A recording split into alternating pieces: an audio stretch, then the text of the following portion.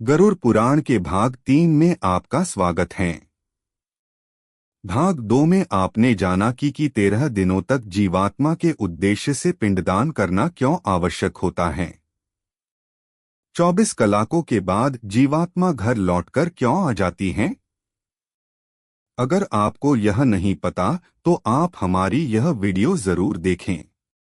आज हम आपको बताएंगे कि 13 दिनों के बाद यमलोक के मार्ग के लिए प्रस्थान करने वाली जीवात्मा के साथ क्या क्या घटित होता है और उसके मार्ग में आने वाले 16 नरक कौन कौन से हैं।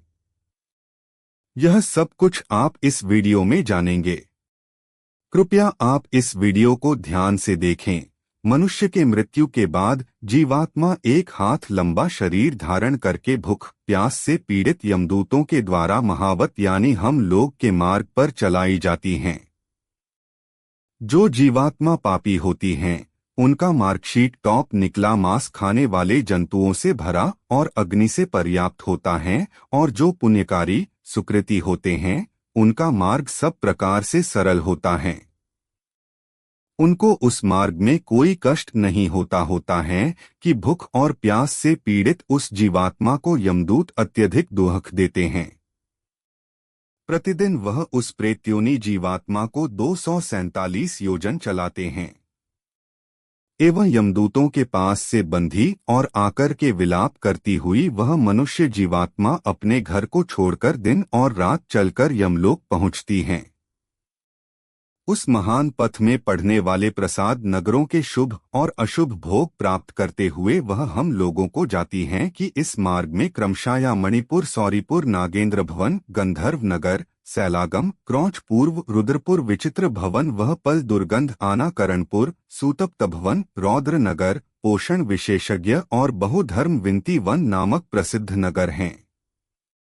13वें दिन यादभूत प्रेत को उस मार्ग पर उसी प्रकार से पकड़कर ले जाते हैं जिस प्रकार मनुष्य बंदर को पकड़कर ले जाता है, वो इस प्रकार से बंधा हुआ था। वह प्रेत चलते हुए यह करुण विलाप करता है। वह कहता है कि मैंने किस प्रकार का कर्म किया है जो ऐसा कष्ट में भोग रहा हूं। वह यह भी कहते हुए चलता है कि यह मनुष्य योनि कैसे प्राप्त होती है। मैंने इनको व्यर्थ में ही गवा दिया है। वो इस मनुष्य योनि को बहुत बड़े पुण्य से प्राप्त करता है। जब यमदूत उसको अत्यधिक पीड़ित करते हैं तो वह बार बार अपने पिछले शरीर द्वारा किए गए कर्मों का स्मरण करता हुआ यह कहता है कि सुख दुख का दाता कोई दूसरा नहीं है। वे कुबुद्धि होते हैं। जीवात्मा सदैव पहले किए गए कर्मों का भोग करती हैं। मैंने न दान दिया है, न अग्नि में आहुति डाली है, न हिमालय पर्वत की गुफा में जाकर तपस्या की है, और न ही गंगा के परम पवित्र जल का सेवन किया है। मैंने जो कुछ भी किया है उसी का फल फाग रहा हूं मैं। इसी प्रकार जब कोई स्त्री इस महान पथ पर लाई जाती है तब वह भी विलाप करते हुए कहती है कि मैं पति के साथ रहकर उन्हें कभी सुख नहीं दिया है, और न ही उनके मर जाने के पश्चात उसे वही तबीयत व्रत का ही पालन किया है। अंत जो कुछ नहीं किया है उसका फल में भोग रहा हूं मैं। मासिक धर्म अथवा चंद्रायण व्रत के नियम से इस शरीर का शोधन भी नहीं किया कि स्त्री का शरीर बहुत से दुखों का पात्र होता है।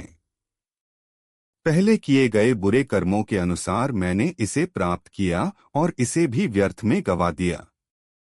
इस प्रकार जोर से रोते और विलाप करते हुए अत्यधिक दुखित मनुष्य जीवात्मा को 17 दिन तक अकेले वायु मार्ग में यमदूतों के द्वारा निर्दयतापूर्वक खींचा जाता है।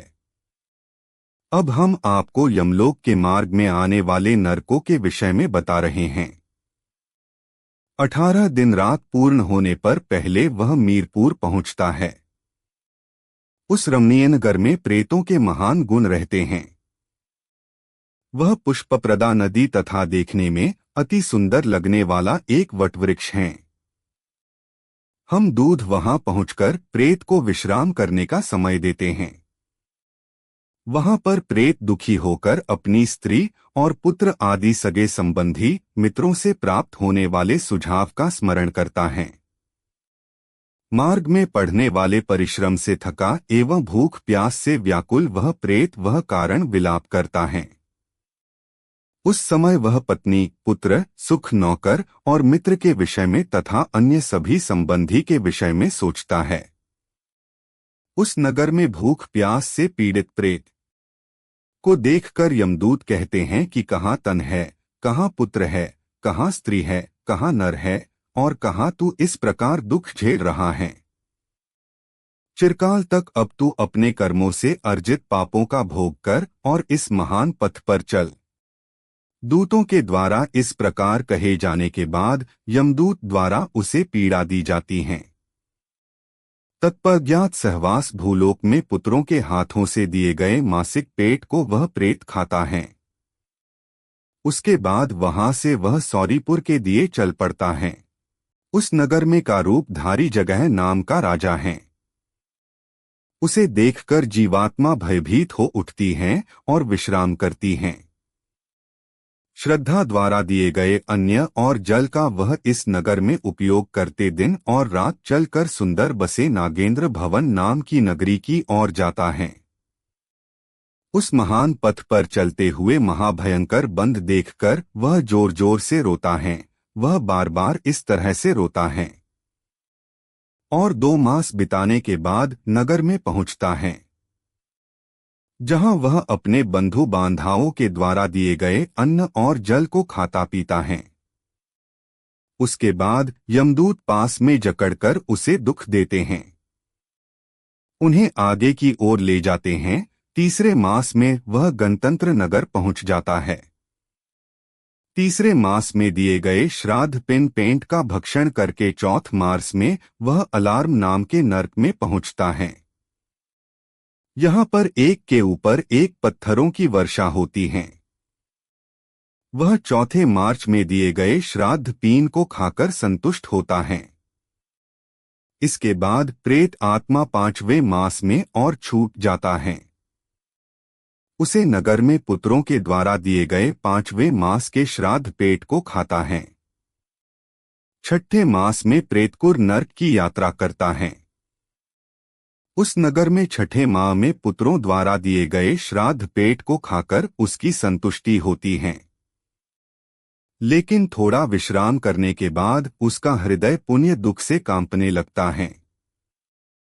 हम दोस्तों से तर्जित होकर वह प्रेत उस पर कोलौक कर विचित्र भवन की ओर प्रस्थान करता है, जहां का राजा विचित्र है और यमराज का छोटा भाई यहां के राज्य पर शासन करता है।